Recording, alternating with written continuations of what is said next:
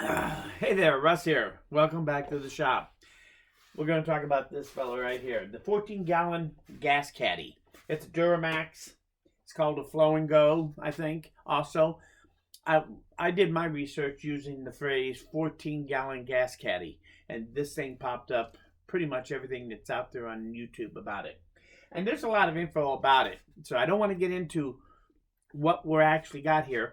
I did the same thing that you see some of the people out there do. Is I modified mine because when you get it, it's not real worthy of using.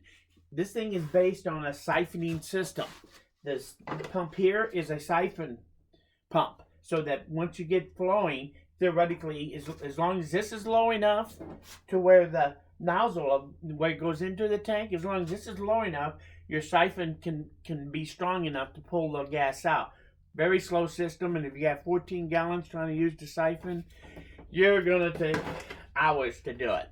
So, the best way to get that out of there is just put this thing under pressure. Just like same way you would put a small pump container with chemicals, a sprayer or something. It's the same, be under the same principle. And you're not putting that much pressure to cause any danger or anything. This is a well-built unit. I looked at it, and we'll go over that stuff too. But I did make the modification so that I could change it from being a siphoning system to being a pressurized system. And that's what everybody did. And you may say, pressure, oh my God. No, I'm talking about 2 to 5 pounds of pressure is about all you're going to put in this thing. So that is nothing. And this container will be able to take that, which I'll explain all that to you when we get further into it. Let's go over the modification, because I know that a lot of you are going to just want to see what I did different. And then we're also going to talk about what you might want to do to make it better. So, in order to function, you have to be able to take it to the gas station and fill it up with gasoline while it's laying on its back. So at that point, you want to take the hose off. There's two nozzles down there, two ball check valves for turning it off, so that you can take the hose off and anything in the hose will not spill out. And by doing the other one, then you can also keep any little bit that's in the tank won't run out when you take the hose loose. But if you take the hose off to take it over and fill it up, it might be easier than trying to lug the hose on and everything. That's up to you. So at this point, I haven't modified anything in this area at all. The only modification I made is to the cap. And what I basically did is this has this little valve, this little turn valve that was in the center. And this is the air release so that it won't build pressure in the tank.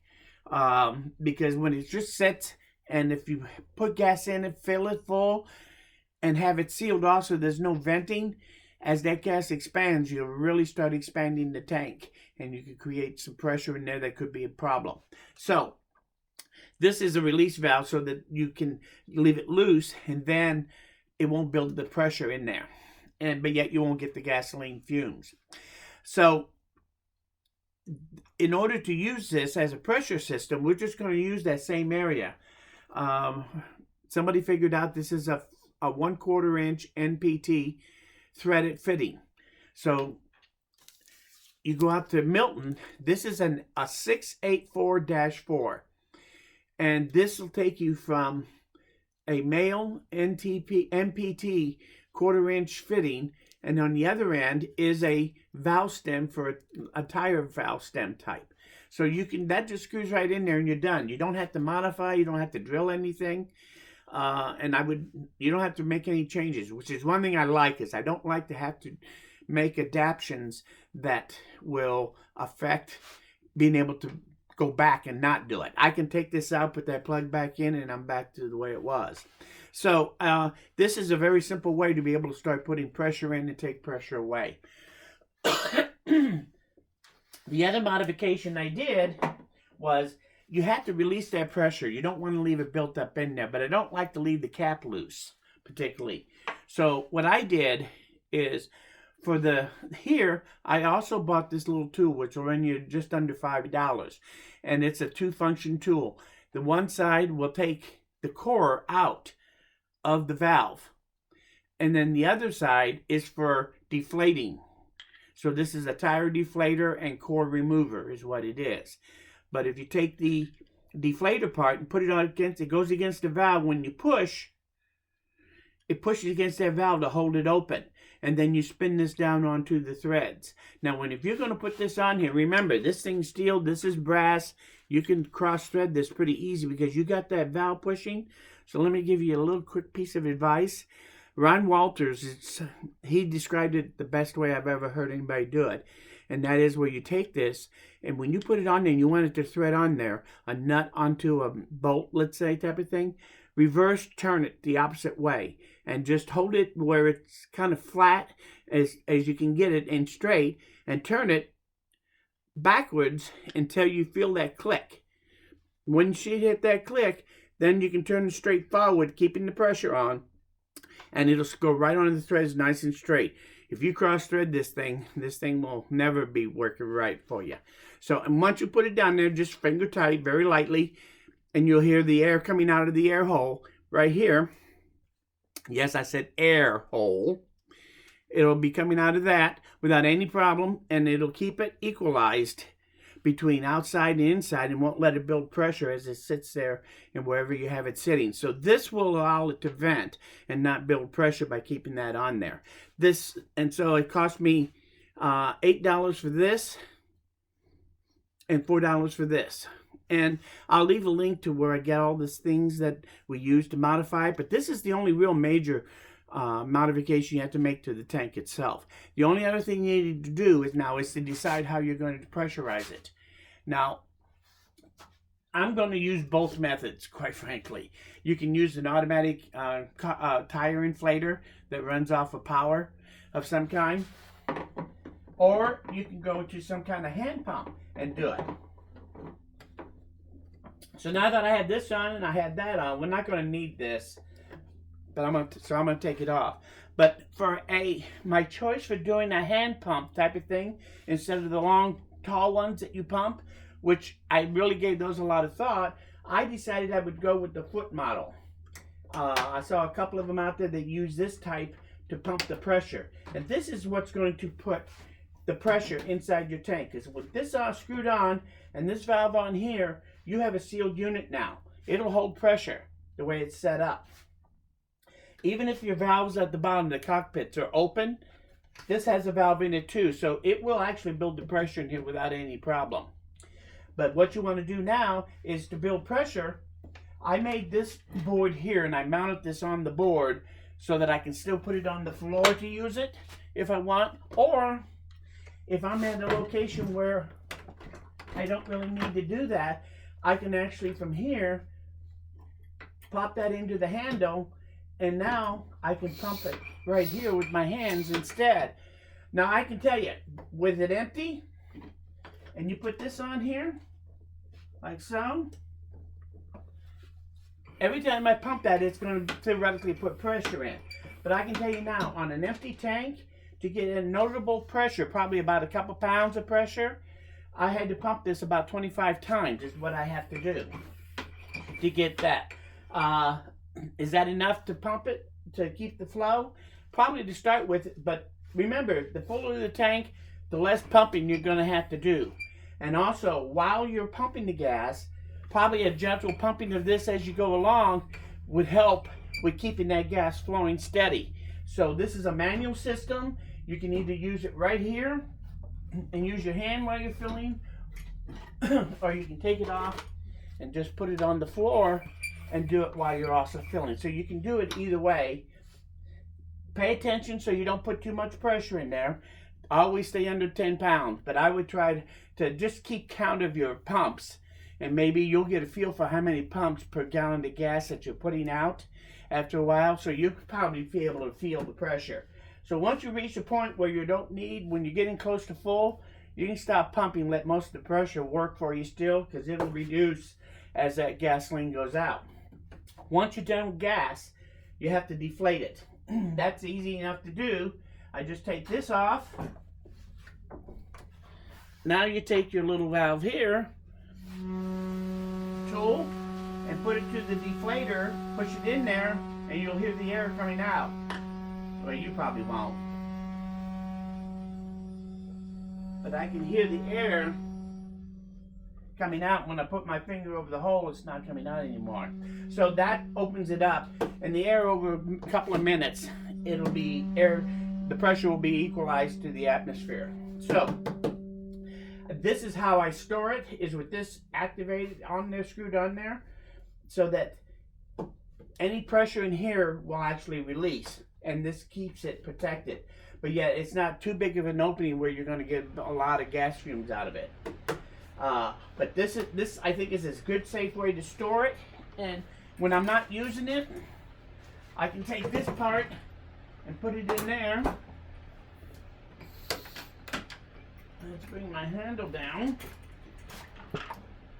Come on.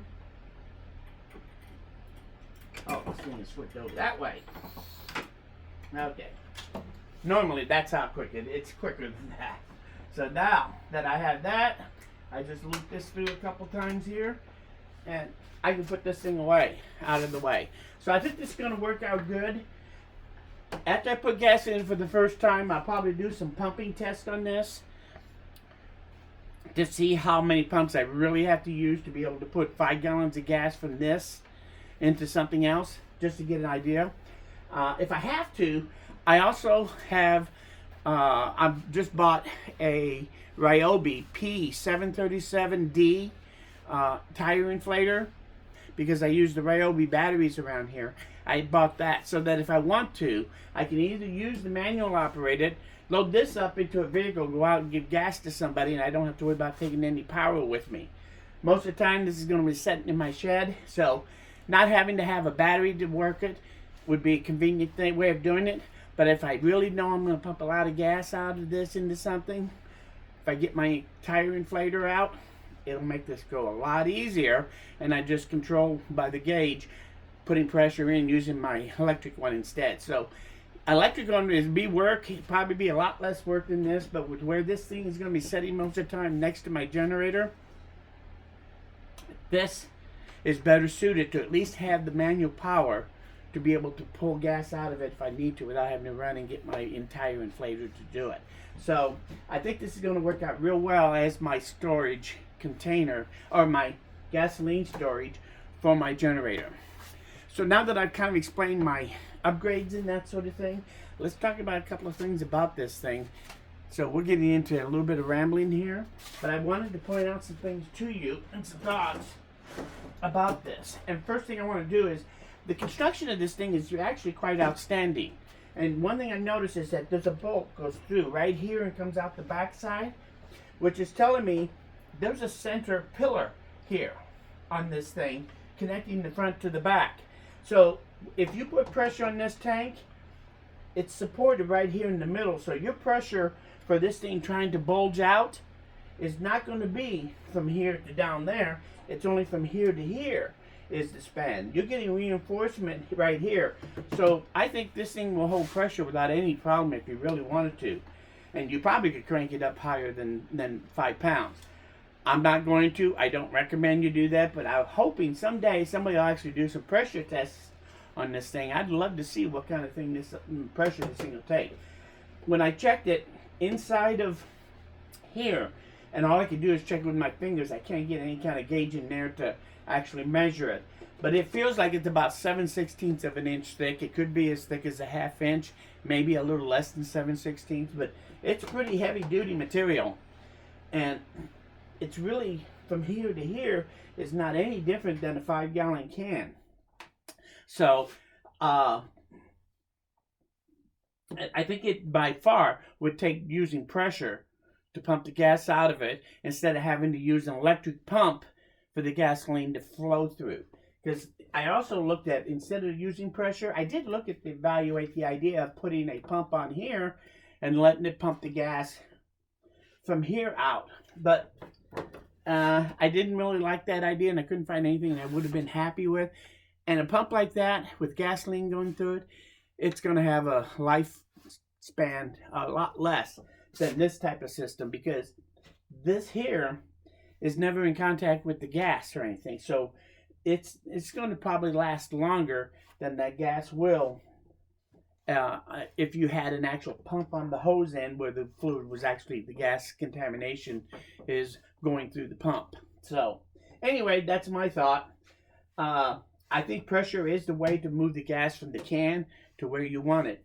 It's going to be a lot better than trying to use a pump to pump the gas out in this particular case, especially on something this big. So we're going to find out. The other thought I have about this is that instead of this tool, I actually was thinking about actually taking the little valve out and leaving it out.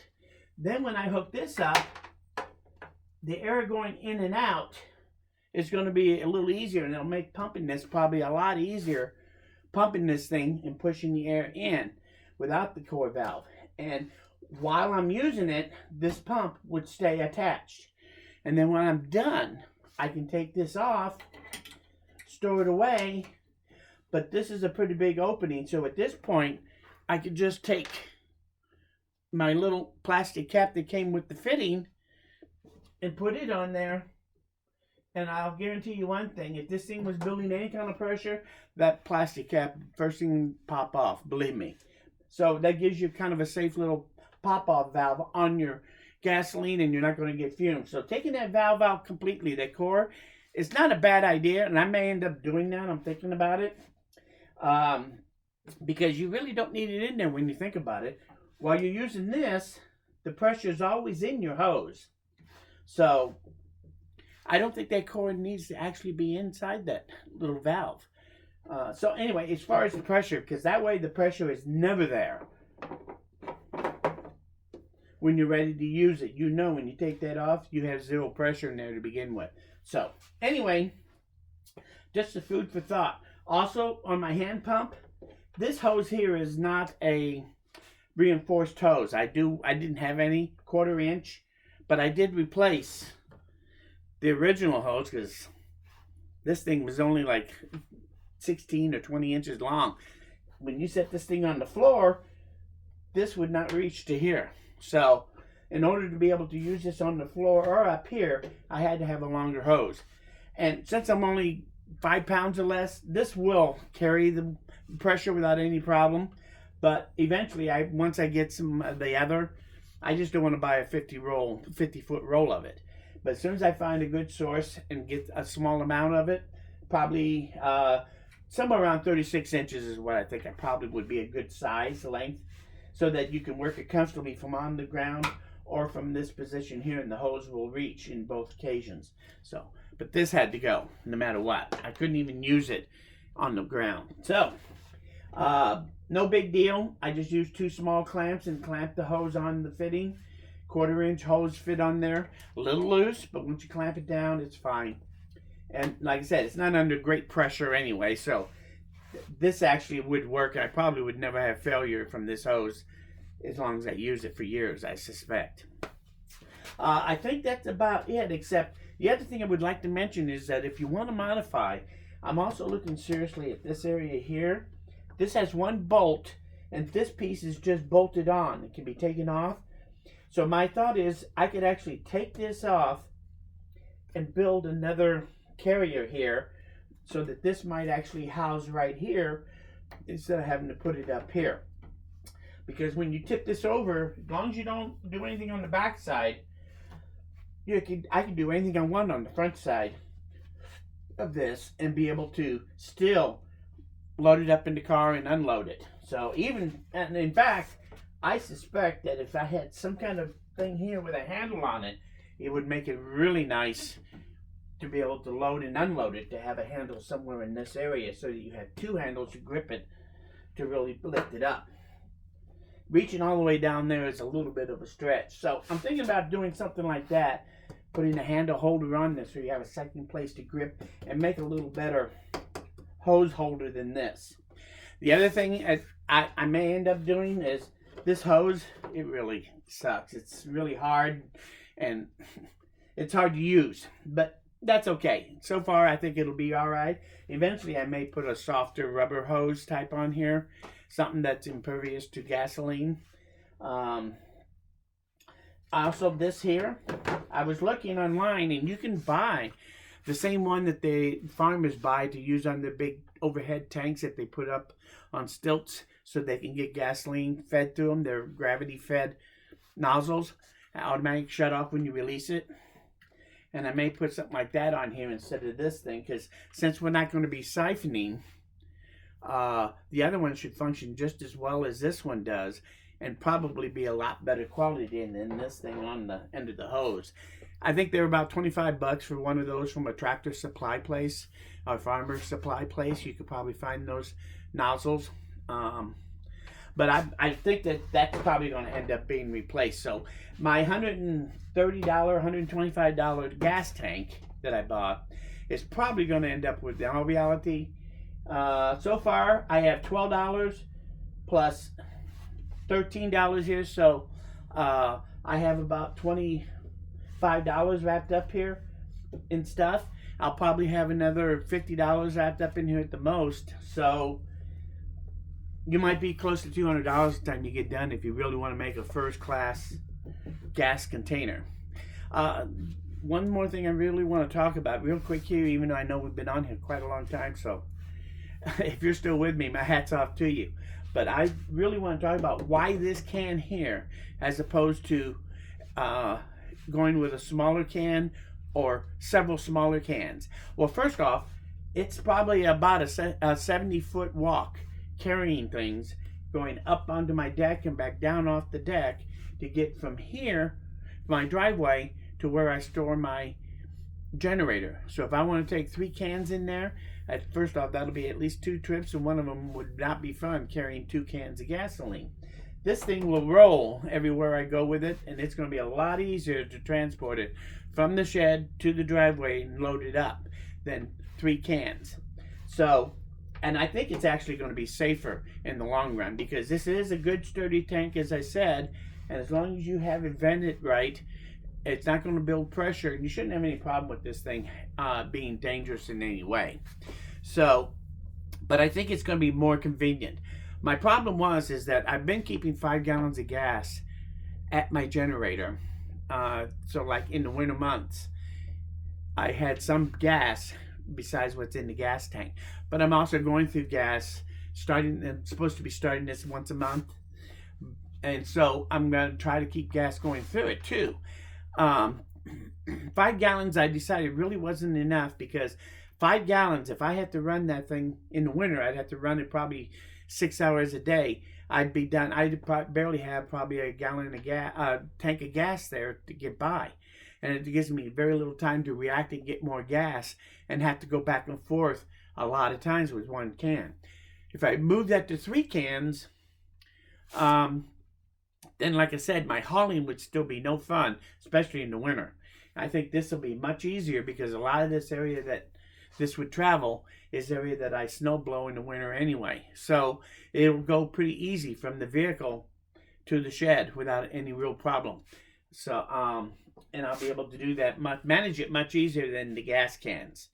So I think it's nothing but a win-win if I'm going to use it. And I can actually go 3 days instead of just 1 day, obviously. On 5 gallons of gas, I can go 3 days on this, so it gives me more time to react to it. Plus, since I already had the 1 5 gallon, I can put the last 5 gallons in there when it gets to that point and fill this up before my can runs out. So it still have this buffer area of time to be able to refill this each time.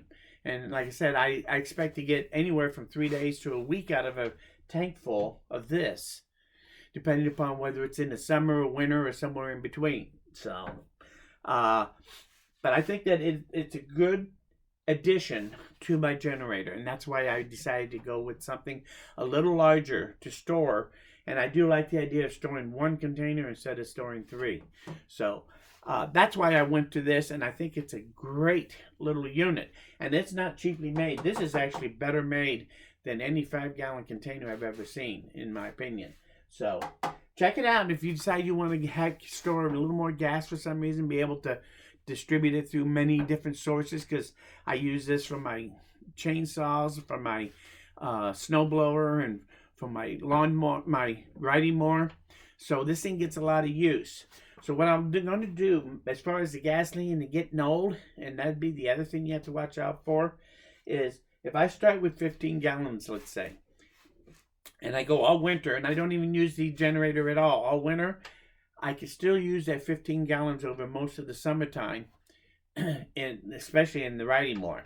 So, and if I don't use it all up there, I'll just put the rest of it in the tank of one of the vehicles and go fill it up with fresh gas every fall, so that through the winter it has new gas for the generator also. So I hope to try to keep that gasoline rotating with such a large container, and that I don't have to worry about the gas going stale, because everything is passing through this and going all the way through. So I'm pretty sure I'll be able to keep a good storage of fresh gas all the time by going through that kind of evolution year after year. So I think it fits into the scheme of things around here. When it comes to the electric power, I can't depend on it every day, every year. Every year we always get and sometimes it's only an hour, sometimes it's a lot more, but we get a lot of outages, in my opinion, because this is more of a rural area of Wisconsin as opposed to a real heavily populated where you have city after city and you can't even see any in between. There's countryside around this city in all directions, around this little town. I have to actually go through the country and see country before I get to the next city. So being out in the more further out, you do get power outages more often, and it is very inconvenient. So my system is so that if I need it for just a couple hours, I have my batteries to back up, help me back up and keep the things going that I need to keep going. If it's going to be longer term, that's when I would just start incorporating my generator and cycling it on and off to keep things running, and in between use the batteries to keep things going, so I can have power whether it's a day, an hour, or a week. I should be able to survive here and not have to worry about living here without any electrical power, because in today's world that's pretty difficult to do and pretty inconvenient, quite honestly. We are spoiled. So that's where I'm at. I think it's a great addition. I hope I explained why I'm using it, some of my ideas about what you can do with it. I'm probably going to be more interested in how easy that works on the hand pump as the gas tank gets emptier and when it's fuller, and how many pumps it takes in relationship. It may be this pump here might actually all I ever really need, and it'll work fine. Then again, it might be that as the tank gets empty, maybe I'll have to revert to my battery operated one. So we'll see, and I'll let you know what I figure out on it. It is a learning thing, but these are the modifications I did and why. Pretty simple, and so far I really didn't spend much money. And by the way, if you're going to just leave the valve out instead and use the plastic cap that came with it to seal it off, you don't really need to buy this tool. So if you have one of those little valve removers, they are on a lot of these little caps. You can get them on there too. All you got to do is get the valve out and then go with the no valve method for this thing, and it'll probably save you that $5 for buying this thing. So anyway, food for thought. You can try it either way. If you do something like this, your input after you've been using it, any words of wisdom that you may come up with, because you will after you start using it. I'm sure everybody will figure out things on it as they go, and I'm anxious to see where this ends up, but it's definitely going to be a work in progress for quite some time to come. So I'll let you know how it works as I go through once in a while, and if you have questions about it, just leave them in the comments. Any thoughts, any ideas, I'd love to hear them. Just leave them in those comments. I do read them all. If you like this video or you learned something here, hit that like button. Lets me know I did the right thing. Most importantly though, please come back again, because I'm nowhere near done. We'll talk to you guys again soon. Oh, real quick before I go, I talked earlier on my last video about doing a video on the video was going to be on gifts. I kind of wanted to do something quick and simple to begin with, because Christmas is coming up, and with the supply chain being short, maybe making your own gifts this year may ends up being what you might end up doing in a pinch. So I thought it would be kind of fit the season. But actually, this I have some go-to gifts that I can always make in a pinch if I ever need one for any occasion. And that's what my theme is. Now, I like to share, but I also like to hear other people's ideas about this. And so this thing I'm doing is I may end up waiting a little bit to see if anybody else out there that does videos that is interested, we can maybe release our videos at the same time and kind of refer to each other. I think it would help them, and it would help me, and it would help people to get to see other ideas about gifts you can make in your shop. I think that would be something that would be useful for people to figure out.